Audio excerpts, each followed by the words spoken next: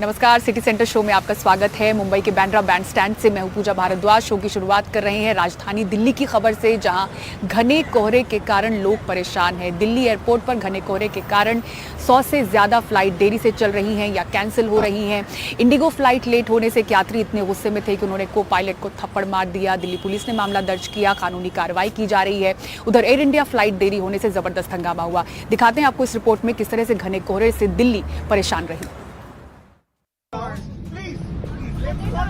Indigo flight में को pilot Anoop Kumar उड़ान में देरी का अनाउंसमेंट कर रहे थे कि इस यात्री साहिल कटारिया ने उन्हें जोरदार घूंसा मारा। कुछ देर के लिए अफरा तफरी मच गई। इसके बाद सीआईएसएफ ने साहिल कटारिया को हिरासत में लेकर दिल्ली पुलिस के हवाले कर दिया। पुलिस ने केस दर्ज कर लिया है। आरोपी दक्षिणी दिल्ली का रहने वाला है। सीआईएसएफ ने उस जो यात्री है साहिल कटारिया, उसको डिटेन कर लिया और दिल्ली पुलिस के हवाले कर दिया। दिल्ली पुलिस ने इस पूरे मामले में केस दर्ज कर लिया है और जांच चल रही है। दिल्ली पुलिस सूत्रों के मुताबिक इंडिगो के विमान को रविवार सुबह 7 बजे गोवा जाना था। सभी यात्री विमान में बैठ गए थे, लेकिन देरी होती गई और 2:30 बजे विमान के दरवाजे बंद करके कहा गया कि विमान टेक ऑफ करने वाला है। लेकिन इसी बीच को पायलट अनाउंस करने के लिए आए कि फ्लाइट में और देरी हो रही है। इससे एक यात्री साहिल कटारिया आपा खो बैठा। This pilot, he coming and saying, ये पायलट बार बार आ रहा था और कह रहा था कि आप लोग बहुत सवाल पूछ रहे हैं और आपकी वजह से हमने अपनी लाइन मिस कर दी और अब हमें इंतजार करना होगा। उड़ान में देरी होने की जिम्मेदार पायलट यात्रियों को ठहरा रहा था। He blamed passengers that because of them they have to wait longer, like, and this delay because of them. इस विमान ने 12 घंटे के बाद शाम 7 बजे गोवा के लिए उड़ान भरी। दिल्ली पुलिस सूत्रों के मुताबिक इस फ्लाइट को सुबह 7 बजे निकलना था और सारे पैसेंजर्स फ्लाइट के अंदर बैठ गए। लेकिन इसी बीच अनाउंसमेंट किया गया कि फ़्लाइट 10:30 बजे जाएगी। 10:30 बजे दोबारा अनाउंसमेंट हुआ कि फ़्लाइट 12:30 बजे जाएगी, लेकिन तब भी फ़्लाइट नहीं गई और सारे पैसेंजर्स अंदर ही बैठे रहे। इसके बाद ये कहा गया कि फ़्लाइट करीब 2:30 बजे गोवा के लिए निकलेगी। 2:30 बजे फ़्लाइट के दरवाजे बंद हो गए और तब तक सारे पैसेंजर्स अंदर थे। लेकिन दरवाजे बंद होने के बाद जो को पायलट अनूप कुमार हैं वो आए और उन्होंने अनाउंसमेंट किया कि फ़्लाइट अभी और डिले है और फ्लाइट अभी नहीं जाएगी। इसी तरह 14 जनवरी की ये तस्वीरें एयर इंडिया के विमान की हैं, जहां यात्रियों का केबिन क्रू के लोगों के साथ झगड़ा और हंगामा हो रहा है। विमान को सुबह 9 बजे मुंबई के लिए उड़ना था, लेकिन यात्रियों के मुताबिक फ्लाइट 17 घंटे बाद उड़ी। इस दौरान कभी उन्हें बताया गया कि विमान का पायलट दूसरी फ्लाइट में चला गया है, तो कभी कहा गया कि केबिन क्रू के लोग दूसरी फ्लाइट में चले गए हैं। यात्रियों के मुताबिक उन्हें खाना भी नहीं दिया गया और वो 17 घंटे तक एयरपोर्ट पर पड़े रहे। दिल्ली में कोहरे और लो विजिबिलिटी की वजह से 100 से ज्यादा देसी विदेशी फ्लाइट देरी से चल रही हैं और कई फ्लाइट कैंसिल भी की जा रही हैं।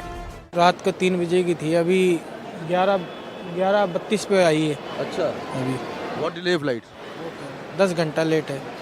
गेस्ट आ रहे हैं, सऊदी एयरलाइन से जद्दे से जो है वो 2 घंटा लेट है। अच्छा जी, तो उसका 8:54 का टाइम था और वो 11:17 पे उतरी है फ्लाइट। नई दिल्ली से कैमरामैन मोहम्मद मुरसलीन के साथ मुकेश सिंह सेंगर, एनडीटीवी इंडिया।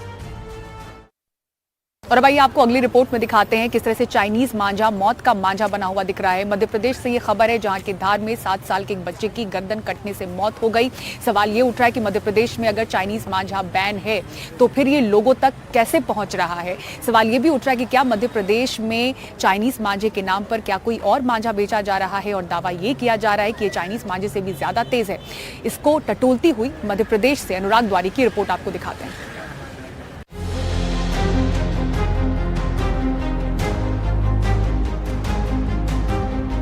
मौत के इस मांझे से कई हादसे हो चुके हैं। सरकारी दावों में इस पर पाबंदी है। लेकिन इन दावों का सच इंटरनेट पर एक छोटा सा सर्च आपको बता देगा। यहाँ पर हमने डाला चाइना मांझा, यहाँ पर आ गया चाइनीज मांझा। तो आप इस तरह से चाइनीज मांझे खरीद सकते हैं। ये देखिए कई सारे वेरिएंट हैं, कई तरह के। ये जो चाइनीज थ्रेड है, किसी को थ्रेड नाम दिया है, किसी को कॉटन थ्रेड दिया है, किसी को नायलॉन नाम दिया है। ये देखिए ये येलो कलर का, ये नायलॉन कितना खतरनाक हो सकता है। अगर आप बाइक से जा रहे हैं और ये आपके सामने आता है तो आप समझ सकते हैं अगर आपके गर्दन के रडार में आता है तो ये कितना नुकसान पहुंचा सकता है। ये खबर लेकर जब हम प्रशासन के पास पहुंचे तब उन्होंने इस ओर भी ध्यान दिया कि खतरनाक मांझे को ऑनलाइन भी मंगाया जा सकता है। अब पत्र लिखकर प्रशासन ऑनलाइन बिक्री पर बैन लगवाने की बात कह रहा है। मैं इसको दिखवाता हूँ कि किस तरीके से ये अगर यहाँ के किसी लोकल मार्केट में या कहीं स्टोरेज है बिक रहा है तो उस पर कार्रवाई करते हैं। लेकिन जैसे अगर मैं दिल्ली से मंगाना चाहूँ और मेरे घर तो भोपाल में आ जाएगा तो फिर उसको लेके क्या ऑनलाइन प्लेटफॉर्म पर बैन कराने के लिए कुछ पत्र वगैरह लिखेंगे शासन को? ये मैं देख लेता हूँ कि कौन सी संस्था से कार्रवाई हो सकती है, मैं पत्र लिखता हूँ। प्रदेश सहित देश में हर साल खतरनाक मांझे की वजह से कई लोग घायल होते हैं और कुछ तो अपनी जान से भी हाथ धो बैठते हैं। मांझे पर बैन की बात तो कही जाती है, लेकिन ये ऑनलाइन बड़े आसानी से उपलब्ध है। एनडीटीवी ने इस बड़े गंभीर और संवेदनशील मामले को उठाया है। अब देखने वाली बात होगी कि सरकार और प्रशासन इस पर क्या रुख अपनाता है। कैमरा पर्सन राजू बाथम के साथ एनडीटीवी के लिए भोपाल से इजहार हसन खान। और अयोध्या में राम मंदिर के लिए रामलला की मूर्ति का चयन हो गया है। 11 ट्रस्टियों ने मैसूर के अरुण योगी राज की बनाई मूर्ति को चुना है। अरुण योगी राज मशहूर मूर्तिकार हैं और उन्होंने केदारनाथ में शंकराचार्य की प्रतिमा भी बनाई थी। नई मूर्ति की स्थापना के अलावा 70 साल से जिस मूर्ति की पूजा अर्चना होती आ रही है उस मूर्ति को भी मुख्य गर्भगृह में ही स्थापित किया जाएगा। राम जन्मभूमि ट्रस्ट के महासचिव चंपत राय ने आज कहा कि 22 जनवरी को दोपहर 12:20 से प्राण प्रतिष्ठा शुरू होगी। प्राण प्रतिष्ठा समारोह दोपहर 1 बजे तक चलेगा। इसके बाद प्रधानमंत्री मोदी, आरएसएस प्रमुख मोहन भागवत और ट्रस्ट के अध्यक्ष महंत नृत्य गोपाल दास का संबोधन होगा। अरुण योगीराज मैसूर निवासी, अनेक पीढ़ियों से जिसके परिवार में मूर्ति निर्माण का कार्य चलता है। मेरी जानकारी के अनुसार केदारनाथ में शंकराचार्य जी की प्रतिमा उसी नौजवान ने बनाई है। बहुत कम उम्र का है, 40-45 से ज्यादा नहीं लगता मुझको। अत्यंत विनम्र, हंसमुख। दिल्ली में इंडिया गेट के नीचे, छतरी के नीचे शायद सुभाष चंद्र बोस की स्थापना हुई है। वो प्रतिमा भी उसी योगीराज ने बनाई है, अरुण योगीराज। और जिस तरह से उसने यह जीवन जिया है, शायद आप सोच नहीं सकते। उसने 15-15 दिन, 20 दिन फोन अपने पास नहीं रखा, अपने बच्चों से बात नहीं की। इतना एकाग्र होकर किया है। उसकी मूर्ति का चयन किया गया है और सभी लोगों ने उसकी मूर्ति की प्रशंसा की। इस समय हम खड़े हैं इंडिया गेट के कर्तव्य पथ पर। मेरे जस्ट पीछे नेताजी सुभाष चंद्र बोस की मूर्ति है। बात आज हम नेताजी की नहीं करेंगे बल्कि उनकी मूर्ति के मूर्तिकार की करेंगे। बड़ी बात यह है कि अरुण योगीराज जो इस मूर्ति के मूर्तिकार हैं, उन्हीं के द्वारा बनाई गई रामलला की मूर्तियां भी प्राण प्रतिष्ठा के दिन लगने वाली हैं अयोध्या में। तो हम यहाँ लोगों से बात करेंगे। जो मूर्ति आप पीछे देख रहे हैं उसी के मूर्तिकार जो हैं बना रहे, उन्हीं द्वारा बनाई गई मूर्तियाँ रामलला के मंदिर में लगने वाली। कैसा लग रहा है आपको? आप क्या बताइए। बहुत अच्छा फील हो रहा है। हमारे यहाँ जो लग रहा है मूर्ति इनका अरुण योगीनाथ का, अरुण योगीराज का, ये जो रामलला की मूर्ति बनाए हैं अरुण योगीराज, ये हमारे देश के लिए बहुत गर्व की बात है और सभी के लिए गर्व की बात है। उनके फैमिली के लिए भी गर्व की बात है कि हमारे बहुत अच्छे जो कलाकार हैं वो बनाए हैं, मूर्तिकार है वो बनाए हैं, उनका सिलेक्टेड हुआ है। उनका 200 वर्षों से लड़ाई चल रही थी और उसके बाद ये सपना पूरा होने जा रहा है सभी देशवासियों का। राम मंदिर की प्राण प्रतिष्ठा को लेकर चाहे कहीं भी आप चले जाइए, हर जगह लोगों में एक उत्साह देखने को है। और जहां लोगों को ये पता लग रहा है कि वही मूर्तिकार है जिन्होंने कर्तव्य पथ पर रखी नेताजी की मूर्ति बनाई है, तो उनका उत्साह और उल्लास दोगुना हो जा रहा है।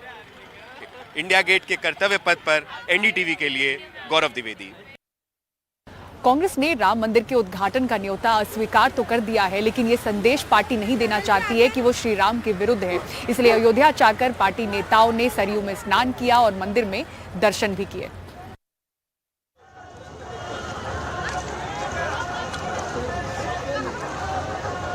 सोमवार को कांग्रेस के कई वरिष्ठ नेता मकर संक्रांति के दिन अयोध्या पहुंचे।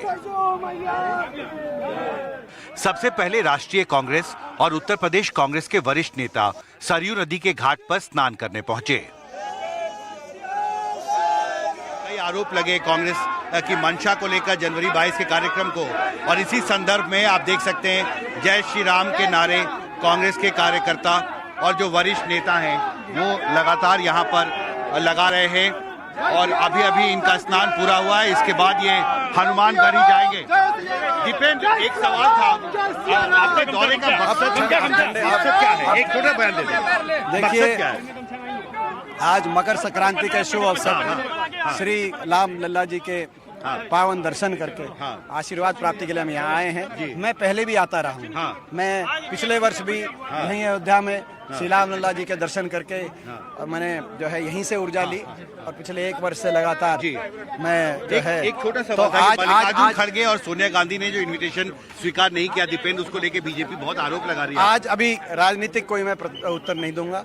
आज केवल जो हम भगवान राम सबके हैं, भगवान राम सब में हैं, हम एक ही हमारे आस्था के प्रतीक हैं, और भगवान राम पूरी सृष्टि के, पूरे ब्रह्मांड के हैं, और आज उसी भावना से हम यहाँ पे आए हैं। लेकिन स्पष्ट रूप से मैं बतला दूं कि कांग्रेस, आदरणीय कांग्रेस अध्यक्ष मल्लिकार्जुन खड़गे जी ने बहुत स्पष्ट रूप से और खुले रूप से सभी को इस चीज के लिए बहुत स्पष्ट किया है कि जिस जिस की आस्था हो वह जा सकता है। ना ही किसी को हमने निमंत्रण दिया है कि वहां पे आए और जाएं, और ना ही हम किसी को रोक रहे हैं।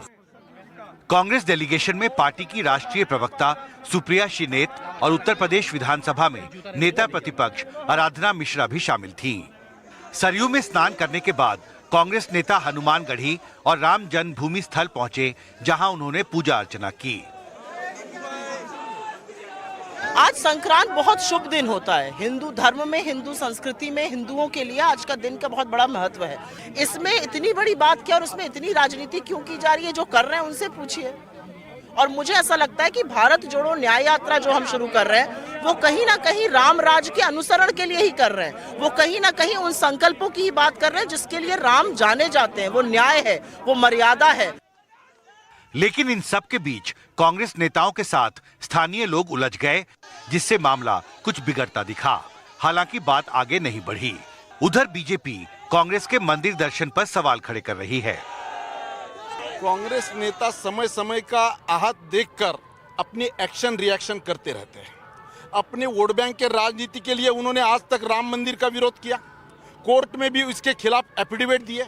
कपिल सिब्बल जी ने कहा कि राम मंदिर बनने के पहले मेरा आत्मदाह होगा, रामायण काल्पनिक है। ये सब कांग्रेस की उपज है, और वही कांग्रेस के नेता आज पूरे देश का लोगों की नब्ज देखकर आज यहाँ पर मंदिर का दर्शन करने आ रहे और श्री राम का नारा लगा रहे। 22 जनवरी को अयोध्या में राम के प्राण प्रतिष्ठा कार्यक्रम से पहले कांग्रेस नेताओं का अयोध्या दौरा और दिल्ली में आम आदमी पार्टी द्वारा सुंदरकांड करने का फैसला एक अहम संकेत है कि 2024 के लोकसभा चुनावों से पहले राम मंदिर एक बार फिर राष्ट्रीय राजनीति के केंद्र बिंदु में आ गया है। अयोध्या के सरयू घाट से मेरे कैमरा सहयोगी पवन कुमार के साथ हिमांशु शेखर, एनडीटीवी इंडिया। अयोध्या में भगवान श्री राम लला की प्राण प्रतिष्ठा में क्या हिंदू, क्या मुसलमान, सभी लोग अपने अपने तरीके से सहयोग करके गंगा यमुनी तहजीब की मिसाल पेश कर रहे हैं। आइए आपको मिलवाते हैं रामलला के उन पड़ोसी मुसलमानों से जो कि इसमें सहयोग कर रहे हैं। देखिए ग्राउंड रिपोर्ट।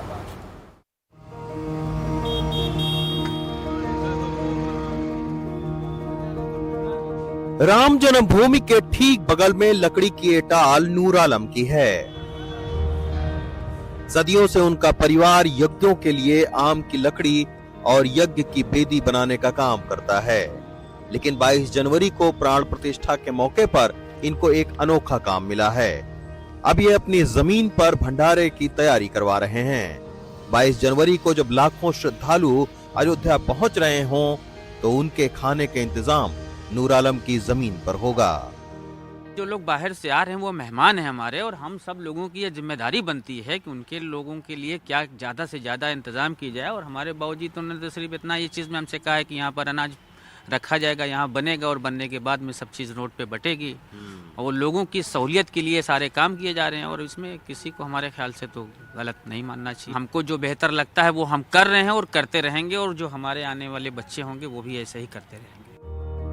अयोध्या में राम पथ बनाने के लिए 30 से ज्यादा मंदिरों और 9 मस्जिदों को हटाया गया। राम जन्मभूमि से महज 100 मीटर दूर इस मस्जिद का एक हिस्सा टूटा भी। लेकिन मस्जिद की देखरेख का काम करने वाले अयोध्या के अंजुमन मुहाफिज मकबीर मसाजिद कमेटी के महासचिव मोहम्मद आजम कादरी बताते हैं कि एक मस्जिद को छोड़कर बाकी पर कोई विवाद नहीं है। अयोध्या हमेशा सर्वधर्म समभाव की नगरी है। इसको गंगा जमुनी तहजीब की नगरी कहते हैं। यहाँ पे हमेशा प्यार मोहब्बत भाईचारा हमेशा कायम दायम था। यहाँ के हिंदू मुस्लिम हमेशा प्यार मोहब्बत से रहते चले आ रहे हैं। किसी तरह का कोई तकलीफ नहीं। यहाँ तकलीफ तब होती है जब बाहर के कुछ असामाजिक तत्व के टाइप के लोग जब यहाँ एंट्री करते हैं, यहाँ आते हैं, वो किसी भी मजहब के हो सकते हैं, तभी यहाँ पे कोई ऐसी बातें होती है। अदर यहाँ के रहने वाले जो बासिंदे हैं, कभी आपस में कभी किसी तरह का कोई, वो हमारे ईद में आते हैं, मैं उनके होली में जाता हूँ, हम लोग मिल करके साथ एक दूसरे से त्यौहार मनाते हैं, एक दूसरे से अपना गम अपना खुशियाँ जाहिर करते हैं, एक दूसरे के यहाँ मिट्टी में या शादी ब्याह में जाते आते हैं। यहाँ पे किसी तरह का कोई ऐसी भेदभाव नहीं है, और ये आज से नहीं, हम लोग के दादा पदा पुरखों से चला आया है। ये बहुत ही तहजीब की नगरी है, यहाँ पे आपस में कोई रार नहीं है। ये अयोध्या के निवासी हैं जिनके अंदर मर्यादा पुरुषोत्तम राम का विनय और राजा दशरथ जैसा प्रेम है। यही वजह है कि इन लोगों के सहयोग से राम की नगरी अयोध्या आज बदलाव का प्रतीक बन रही है। प्रवेश नगर कीजय सब काजा हृदय राखे कौशलपुर राजा। रामचरितमानस में तुलसीदास जी ने लिखा है कि अगर आपके हृदय में ईश्वर हैं तो कोई भी अगर आप काम करते हैं तो वो पूरा ही होगा। बस हमें मर्यादा पुरुषोत्तम राम से विनय और सहनशीलता सीखने की जरूरत है। अयोध्या से सचिन गुप्ता और प्रमोद श्रीवास्तव के साथ रवीश रंजन शुक्ला, एनडीटीवी इंडिया। नरेंद्र मोदी जो 14 जनवरी 1992 को रामलला दरबार में आए थे, उन्होंने रामलला के सामने लंबे समय तक पूजन पाठ किया था, बहुत देर तक उनसे वार्ता किया था, तो वो भी मैंने अपने कैमरे में कैद किया था। तब हमने ही उनकी फ़ोटो को वायरल किया और बताया कि उन्होंने रामलला दरबार में संकल्प ले रखा है कि जब राम मंदिर का निर्माण होगा तब आऊँगा।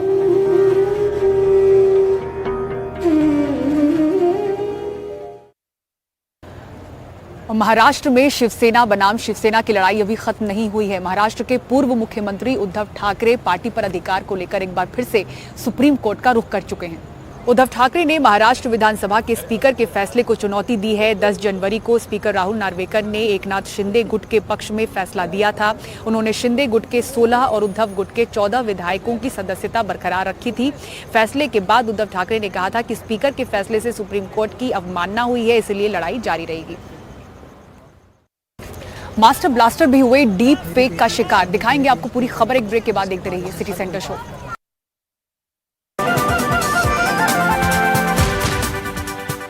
मास्टर ब्लास्टर सचिन तेंदुलकर भी डीप फेक का शिकार हुए हैं।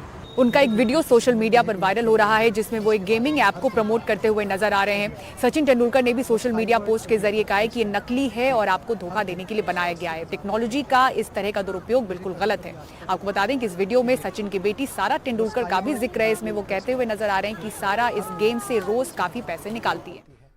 मुझे कभी कभी आश्चर्य होता है कि अब अच्छा पैसा कमाना कितना आसान हो गया है। सचिन तेंदुलकर ने ट्वीट कर कहा, ये वीडियो नकली है और आपको धोखा देने के लिए बनाया गया है।